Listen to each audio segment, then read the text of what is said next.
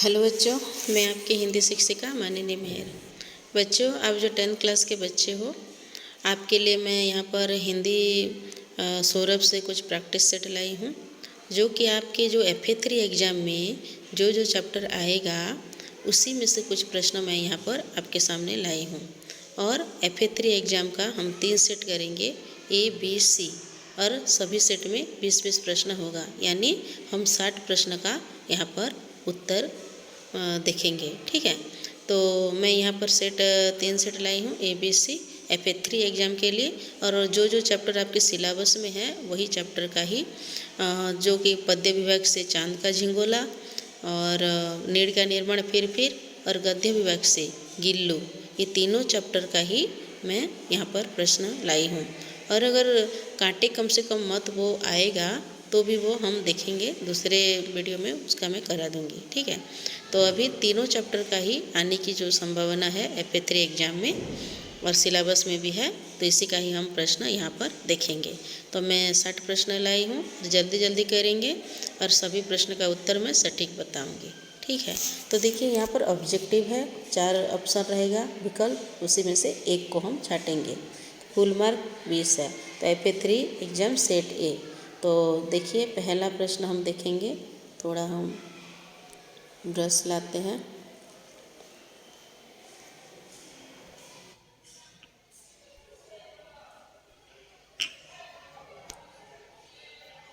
देखिए पहला प्रश्न हमारा है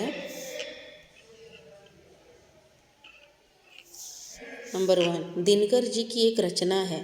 तो दिनकर जी की कौन सी रचना है यहाँ पर? रश्मिरथी, कामायनी, कामायती द्या, रसकलश, कर्मवीर।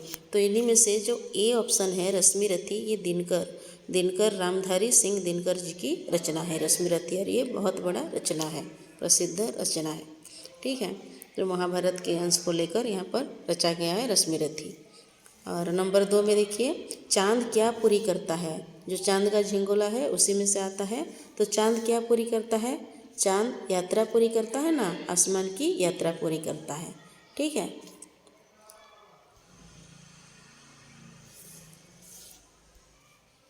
3 नंबर देखते हैं, कौन कुशल करने के लिए माँ कहती है? मतलब जो बच्चे को जो आशीर्वाद देती है और बोलती है कि कौन कुशल करे तेरा, तो कौन? मित्र, चांद, माँ खुद, भगवान। तो भगवान कुशल करे। माँ बोलती है कि कुशल करे भगवान, कि तुझे किसी की जादू टोना ना लगे, है ना। 4 नंबर, किस दुख से निर्माण का सुख दबता है? किस दुख से निर्माण का सुख दबता है? नाश की दुख से निर्माण का सुख दबता है। ठीक है, 5 नंबर देखते हैं, ये आगे करते हैं। 5 नंबर में देखिए, आशा का विहंगम क्या करता है? आशा का जो विहंगम पक्षी वो क्या करता है? आकाश में ऊंचाई तक उड़कर गीत गाता है। ये जो नीड़ का निर्माण फिर पाठ से है, ये पद्य से है। आकाश में ऊंचाई तक उड़कर गीत गाता है, आसमान में उड़कर स्वाभिमान में अपनी छाती को फुलाता है, तूफान में भी तिनका लेकर घोंसला बनाता है, चोंच में तिनका लेकर तूफान को नीचा दिखाता है। तो जो दूसरा ऑप्शन है, आसमान में उड़कर स्वाभिमान में अपनी छाती को फुलाता है, तो आशा का विहंगम क्या करता है? आसमान में उड़कर स्वाभिमान में अपनी छाती को फुलाता है। ठीक है,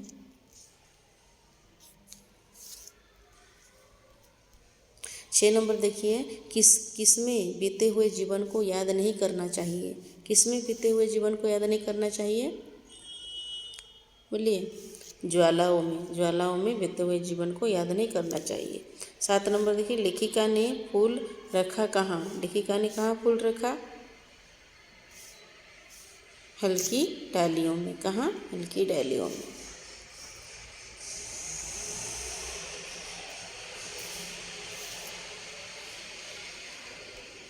8 नंबर देखिए, कौवे के कर्कश स्वर में क्या देखना पड़ता है? कौवे के कर्कश स्वर में क्या देना पड़ता है?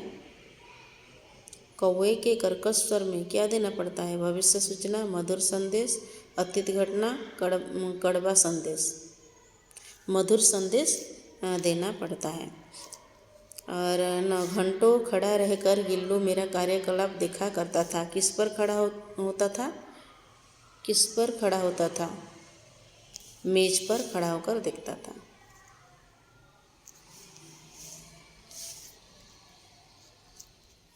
तो देखिए यहाँ 10 नंबर देखिए, सोनजूही की स्वर्णिम कली को देखकर लेखिका को क्या लगा? सोनजूही की स्वर्णिम कली को देखकर लेखिका को क्या लगा? कि लता में छिपा गिल्लू उन्हें निहार रहा है। बी ऑप्शन, गिल्लू कौवे से बचने के लिए गमले में पीछे छिपा है। सी, मिट्टी में मिला हुआ गिल्लू कभी कली बनकर उन्हें चौंकाने ऊपर आ गया है। डी, गिल्लू लता की हरी तिमा में छिपा बैठा है। तो इसमें जो सी ऑप्शन है, मिट्टी में मिला हुआ गिल्लू, जब गिल्लू मर जाता है तो मिट्टी में मिल जाता है, और सोनजुई कली के नीचे, पेड़ के नीचे ही उसको दफनाते हैं महादेवी वर्मा। तो जो मिट्टी में मिला हुआ गिल्लू कली बनकर, फूल बनकर चौंकाने के लिए ऊपर आ गया है, ऐसा लगता है लेखिका को।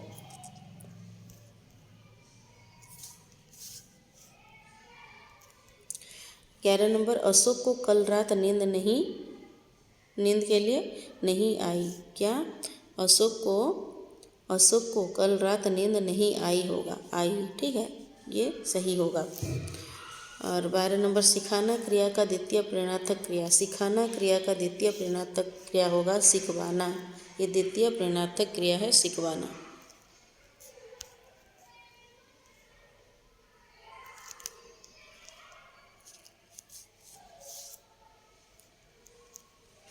तेरह नंबर देखते हैं, कल कल करके नदियाँ क्या बहती है? कल कल करके नदियाँ बहती है। 4 नंबर थोड़ा पीछे कर देते हैं। पुलिस के आने से पहले ही चोर भाग चुके थे। यह वाक्य किस काल का है? पुलिस के आने से पहले ही चोर भाग चुके थे, तो ये क्या हो जाएगा? ये क्या हो जाएगा? पूर्ण भूतकाल, मतलब पूर्ण हो गया, भाग चुके थे ना, भाग चुके थे तो पूर्ण हो गया है, पूर्ण भूतकाल।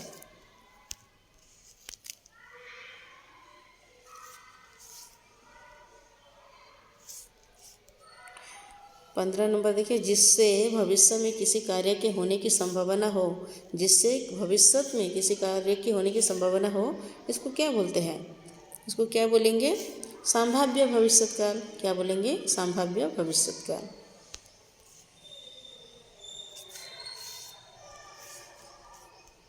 16 नंबर देखिए, तुम बैठो मैं अभी आया। इस वाक्य में प्रयुक्त काल कौन सा है? तुम बैठो मैं अभी आया, ये तो वर्तमान काल में चल रहा है ना, है कि नहीं? ये वर्तमान काल में चल रहा है। 17 नंबर, पाप का विलोम क्या होगा? पाप का विलोम पुण्य होगा।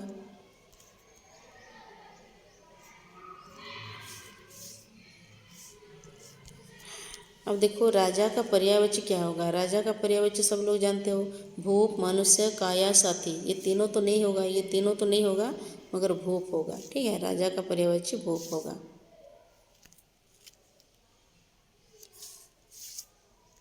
अब देखते हैं 19 नंबर देखते हैं, मैं रोज़ सुबह जल्दी उठता हूँ। हिंदी से मातृभाषा में अनुवाद कीजिए। मैं रोज़ सुबह जल्दी उठता हूँ, तो क्या होगा यहाँ पर? बोलिए। ମୁଁ ସବୁଦିନ ସକାଳେ ଶୀଘ୍ର ଉଠେ। ସବୁଦିନ ସକାଳେ ମୁଁ ଶୀଘ୍ର ଉଠେ। से ସବୁଦିନ ସକାଳେ, ये दोनों तो होगा नहीं। से माने अच्छे, तो क्या होगा? ମୁଁ ସବୁଦିନ ସକାଳେ ଶୀଘ୍ର ଉଠେ। ମୁଁ ସବୁଦିନ ସକାଳେ ମୁଁ ଶୀଘ୍ର, ये ए का ए ऑप्शन ही होगा। ମୁଁ ସବୁଦିନ ସକାଳେ ଶୀଘ୍ର उठे, ठीक है।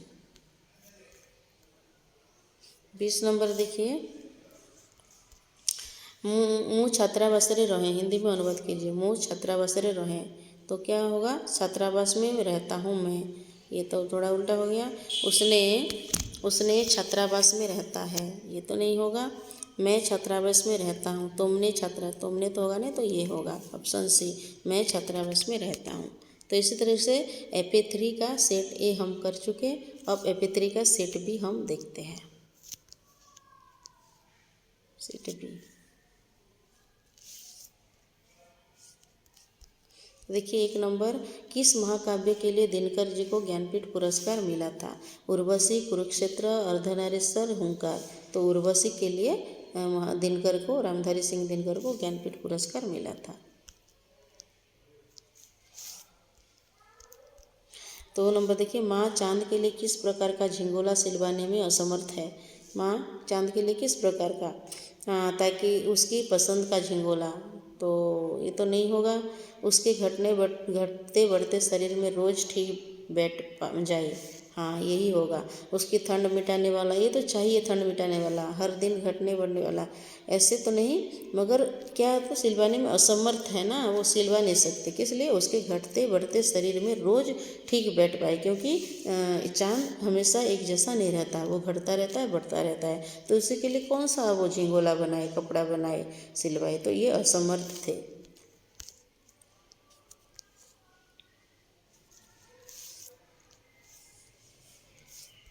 3 नंबर देखिए, चाँद किसका सफ़र करता है, धरती का, पाताल का, आसमान का, मंगल का, तो आसमान का ही सफ़र करता है। 4 नंबर देखिए, क्या डगमगाते हैं, क्या पेड़ पौधों का घर, आसमान, ईंट पत्थर के महल या नीड़ों का छप्पर, तो यहाँ पर हो जाएगा ईंट पत्थर के महल ही डगमगाते हैं।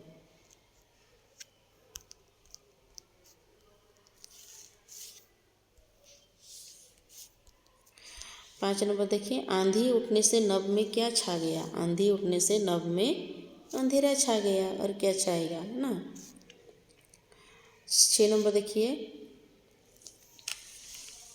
उषा कहाँ से आई, उषा, उषा मतलब वो सूरज है ना, उषा आसमान से, हवा से, समुद्र से, प्राची से, क्या होगा, कहाँ से आई, तो उषा प्राची से, कहाँ से, प्राची से उषा आई। 7 नंबर देखिए, प्राची मतलब पूरब दिशा से, लोगों के अनुसार क्या लगने के बाद यह बच नहीं सकता, लोगों के अनुसार वो जो महादेवी वर्मा का गिल्लू पाठ से है, लोहे से चोट, वो गिलहरी को जो लगा है चोट, उसके लिए वो बोल रहे हैं कि लोहे के चोट से बिल्ली का पंजा, चोंच का घात, गांधी का विरोध, तो बिल्ली का पंजा लगने से कोई जीव बच नहीं सकता, ऐसा बोला जाता है। तो वो महादेवी वर्मा वो बोल रहे हैं कि बिल्ली का पंजा लगने के बाद यह बच नहीं सकता, ये लोग कहते हैं।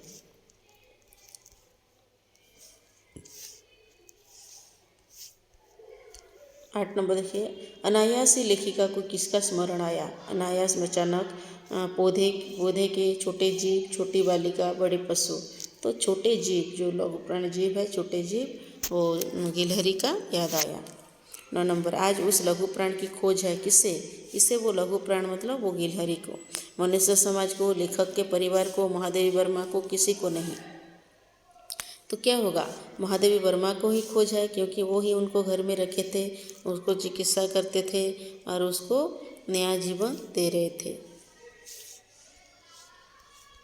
10 नंबर देखिए, भूख लगने पर गिल्लू क्या करता था, भूख लगने पर गिल्लू चिक चिक की आवाज़ करता था, लेखिका के कंधे पर चढ़ जाता था, लेखिका की गोद में आकर बैठ जाता था, और क्या होगा, लेखिका के तकिए के सिरहाने बैठ जाता था। तो जो हमारा पहला ऑप्शन है, क्या, गिल्लू चिक चिक की आवाज़ करता था, ये भूख लगने पर वो चिक चिक की आवाज़ करता था, ठीक है।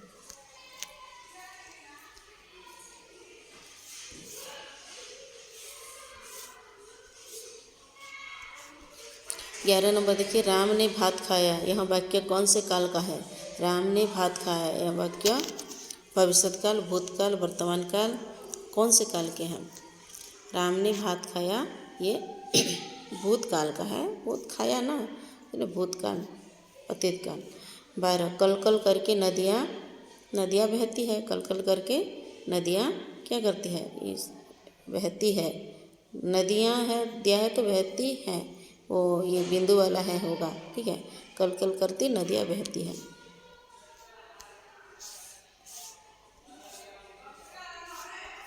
13 नंबर, अशोक ने युद्ध छोड़ शांति की नीति, अशोक ने युद्ध छोड़ शांति की नीति अपनाई।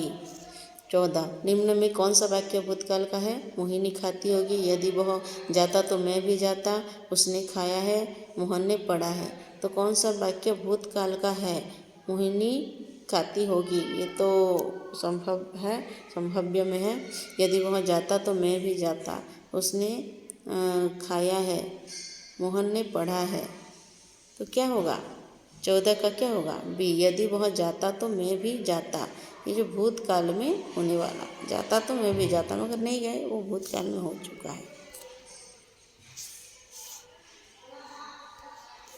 15 देखिए, मालती रोती है में वर्तमान काल का रूप बोलिए। मालती रोती है, ये मालती रोती है सामान्य वर्तमान काल है ये। 16 अंधेरा का विलोम उजाला, अंधेरा का क्या होगा? उजाला। 17 देखिए, पक्षी का पर्यायवाची विहग उरग रजनी ढग, विहग ही होगा, विहंग होगा, विहग भी होता है, विहंग भी होता है। 18 नंबर देखते हैं। 18 नंबर में गलत फहमी का समानार्थी क्या होगा? गलत फहमी का समानार्थी है भ्रांत धारणा, जो कि गलत फहमी में है, वो ठीक धारणा नहीं है, भ्रांत धारणा। 19 देखिए, मेरा गांव मुझे प्यारा लगता है, हिंदी में अनुवाद कीजिए। मो गाँव मते भल लगे, मते मो गाँव भल लगे, मोर गाँव भल लगे, तांको गाँव, तांको तो माने मोर गाँ भल लगे भी नहीं, मते मो गाँ भल लगे, मो गाँ मते, मो पाखरे अपस्ट्रोफ कमा नहीं, तो तेणु बी ऑप्शन ठीक होगा, ये नहीं होगा तो बी ऑप्शन। मेरा गांव मुझे प्यारा लगता है, मते मो गाँ भल लगे। ठीक है। अब 20 नंबर देखिए। 20 नंबर में आमे समझते भारतीय, हिंदी में अनुवाद कीजिए।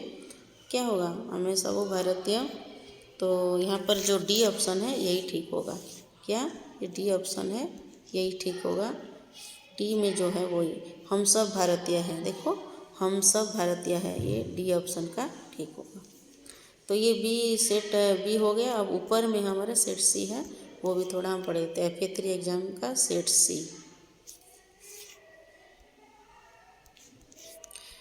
एक नंबर देखिए, किसकी बात सुनकर माता बोली अरे सलोनी? किसकी बात? पिता का, चांद का भाई, बच्चे, झिंगोला। झिंगोला तो बात नहीं कर सकता, पिता का भाई भी नहीं है, चांद का भाई भी नहीं है, पिता भी नहीं है, तो बच्चे, बच्चे की बात सुनकर, मतलब वो चांद की बात सुनकर ही माँ बोली कि अरे सलोनी, अरे मेरे प्यारे बच्चे, समझाती है ना।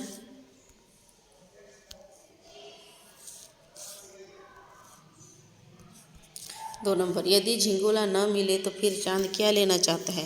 यदि झिंगोला न मिले तो चांद क्या लेना चाहता है? कोई झिंगोला भाड़े पर लेना चाहता है, किसी का कुर्ता मांग कर लेना चाहता है, कोई कुर्ता भाड़े में लेना चाहता है, किसी का झिंगोला चुराना चाहता है, तो यह सी ऑप्शन होगा। कुर्ता की बात हो रही है ना, कोई कुर्ता भाड़े में लाना चाहता है, लेना चाहता है। ठीक है। 3 नंबर देखिए, माँ चांद के लिए झिंगोला क्यों नहीं बना पाती? माँ चांद के लिए झिंगोला क्यों नहीं बना पाती? चांद कभी बढ़ता है, चांद कभी घटता है, चांद कभी एक नाप का नहीं रहता, चांद गोल दिखाई देता है, तो क्या होगा? चांद कभी एक नाप में नहीं रहता है ना, इसलिए माँ बना नहीं पाती झिंगोला। तो 4 नंबर क्या होगा देखते हैं। कंकड़ ईंट पत्थर के महल घर क्या होने लगे? ये सब डगमगाने लगे। क्या होने लगे? डगमगाने। 5 नंबर देखिए, किसके घेरों में मारुत का जयघोष नहीं थमता? किसके घेरों में? किसके घेरों में? मारुत मतलब पवन का जयघोष, जो जिस तरीके से वो तेज हवा दे रही है वो नहीं थमता। बादलों के घेरों में रहकर। 6 नंबर देखिए, तो आगे देखते हैं 6 नंबर। तूफान में कैसा लग रहा था? तूफान में कैसा लग रहा था? आकाश में बादल छाने में, धूप अंधेरा से भय लगने लगा, बड़े बड़े पत्थर कांपते नजर आने लगे, बड़े महल और भवन डगमगाने लगे, आकाश में धूल उड़ने लगी जैसे धूल का समुद्र लहरा रहा हो, समुद्र में ऊंची ऊंची लहरें उड़ती दिखाई देने लगी। तो पहला ऑप्शन ठीक होगा कि क्या? आकाश में बादल छाने से धूप अंधेरा से भय लगने लगा, धूप अंधेरा यहाँ पर दिया है, या तो ये भी हो सकता है, बड़े बड़े पत्थर कांपते नजर आने लगे, बड़े महल और भवन ये सब भी डगमगाने लगे, तो दोनों ऑप्शन यहाँ पर ठीक हो जाएगा। 7 नंबर, लेखिका कैसे उठाकर लाई? आहिस्ते तेज गति से, जोर जोर से, धीमी धीमी गति से, हौले से। तो 7 नंबर क्या होगा? हौले से उठाकर लाई। वो गिल्लू को ना, गिल्लू अपनी चमकीली आंखों से क्या देखा करता था? लेकिन नृत्य, पढ़ाई लिखाई, लेखिका का दौड़ना, लेखिका के कार्यकलाप। तो डी हो जाएगा, लेखिका के कार्यकलाप को देखता रहता था। 9 नंबर, किससे गिल्लू लेखिका की उंगली पकड़कर चिपक गया? किससे? गर्मी देह से, पैरों से, ठंडे पंजों से, पत्तियों से। तो क्या होगा? 9 नंबर ठंडे पंजों से, ठंडे पंजों से लेखिका की उंगली पकड़कर चिपक गया।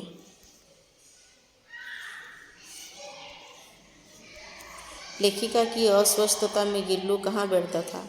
लेखिका की अस्वस्थता में गिल्लू लेखिका के कंधे पर, लेखिका की गोद में, लेखिका के पैरों में, लेखिका के तकिए पर सिरहाने, लेखिका के तकिए पर सिरहाने पड़ता था। उसने चाय पी, उसने चाय पी।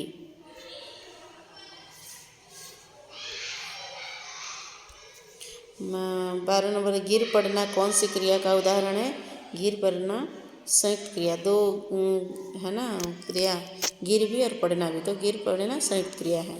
13 एक तिनका आँख में मेरी पड़ा, एक तिनका आँख में मेरी पड़ा। 14 नंबर देखिए, आगे देखते हैं 14 नंबर। यदि सुष्मिता मुझे फ़ोन करती तो मैं ज़रूर आती। यदि मतलब ये संभव है, भी हो भी सकता है, नहीं भी हो सकता है काम। तो इसके लिए आसन्न भूतकाल, संदिग्ध भूतकाल, हेतु मद भूतकाल, सामान्य भूतकाल। तो यहाँ पर क्या है? हेतु मद कि हो भी सकता है, नहीं भी हो सकता है, हाँ ना में ये कि यदि सुष्मिता मुझे फ़ोन करती तो मैं ज़रूर आती, मगर हुआ नहीं ऐसा। हेतु मद भूतकाल।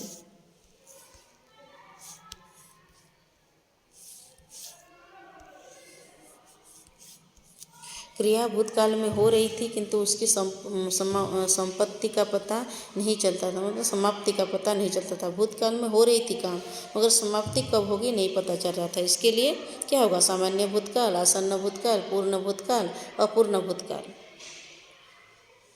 क्या हो जाएगा? अपूर्ण। ये पूरा नहीं है ना कि समाप्त कब होगा ये नहीं जानते, तो अभी अपूर्ण है। 16 नंबर तो में से कौन सा वाक्य पूर्ण भूतकाल का उदाहरण है? पूर्ण भूतकाल, वे खा रहे थे, ये तो काम चल रहा है। वे गए, ये जा चुके हैं तो काम खत्म। वे आए थे मगर गए कि नहीं, ये ख़त्म नहीं हुआ है। वे सोकर उठे, तो क्या हो जाएगा? 16 का वे आए थे। निम्नलिखित में कौन सा वाक्य पूर्ण भूतकाल का उदाहरण है? हाँ, वो गए हैं मगर आए या नहीं ये पूर्ण नहीं हुआ है, वो वे आए थे, मतलब ये कंप्लीट हो चुका है। सी नंबर का होगा। वे आए थे ना, आए थे मतलब हो चुका है पूर्ण भूतकाल का।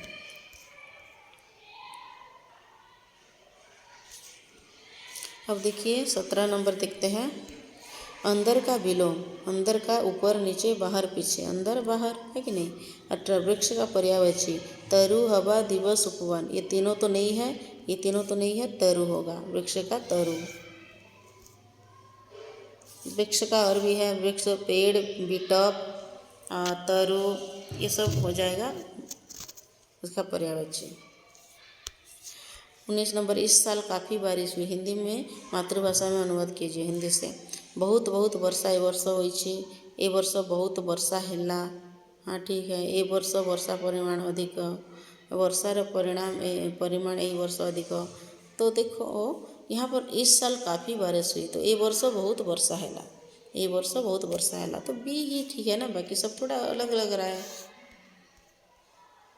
अब 20 नंबर देखते हैं। यहाँ पर दो ठो अनुवाद दिया था, एक ओडिया एक हिंदी।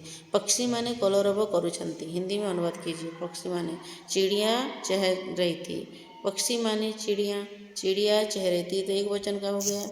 और बिहक चह रही थी, ये भी अच्छा नहीं लग रहा है। पक्षियाँ चहक रहा है तो होगा नहीं, तो चिड़िया चहक रही है, क्या? चिड़िया चहक रही है, तो ये हो जाएगा ए। तो इसी तरीके से हमारा क्या हो गया, हमारा FA3 एग्ज़ाम के लिए ABC सेट कर लिए, और इन्हीं प्रश्नों में से ही प्रश्न आएगा आपके एग्ज़ाम में। इसे एक दो बार देख लो, अच्छे से पढ़ लो, क्योंकि एक दो प्रश्न ऐसा होता है जो कि कन्फ्यूज कर देता है, हमको संदेह में रह जाते हैं कि क्या होगा, ये होगा या वो होगा। तो हम क्या करेंगे, जितना प्रैक्टिस करेंगे उतना हमको याद रह जाएगा। तो इसी तरह से आप लोग प्रैक्टिस करते रहो, मैं और भी वीडियो लाऊंगी। तब तक के लिए बाय, रहते हैं।